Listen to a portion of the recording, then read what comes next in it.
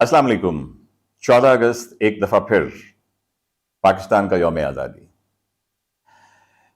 मुझे याद है कि आज से कुछ दो ढाई दहाइयां पहले 14 अगस्त को इंतहाई जोशो खरोश से मनाया जाता था।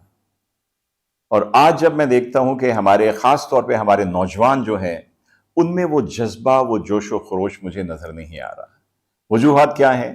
देखिए, मैंने खुद भी एक टीनेजर के तौर पे ये जिंदगी में देखा कि पाकिस्तान का ये दिन आज़ादी का हम कैसे मनाते थे, हमारे बड़ों ने हमें कैसे बताया, और अब क्या हो गया है। मेरी नजर में इसकी दो तीन वजूहात हैं। सबसे बड़ी वजह यह है कि हमने नई नस्ल को पाकिस्तानियत का सबक देना बंद कर दिया है। हमने ये बताना बंद कर दिया है कि कायदे आजम और उनके साथियों ने पाकिस्तान क्यों बनाया था, किस लिए बनाया था।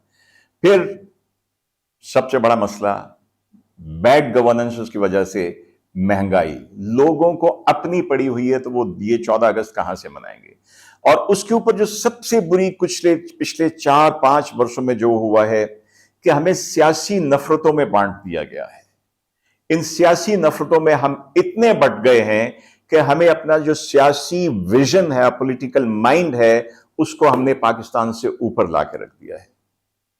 जो भी है, याद रखिए, पाकिस्तान है तो हम हैं।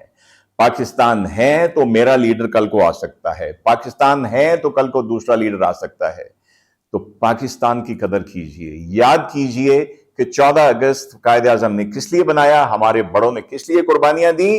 अगर किसी को शक है इसके बारे में, तो कायदे आजम का वो बयान जो उन्होंने 1947 में कहा था कि वो लोग, वो मुसलमान जो हिंदुस्तान में रह जाएंगे, उनकी आने वाली नस्लों को बार बार हिंदू से अपनी वफादारी का हल्फ उठाना होगा, और वो हो रहा है। पाकिस्तान की कदर कीजिए। अपने सियासी, मजहबी, फिरका वाराना इन सब चीजों से बुलंद होकर, पाकिस्तान है तो हम हैं।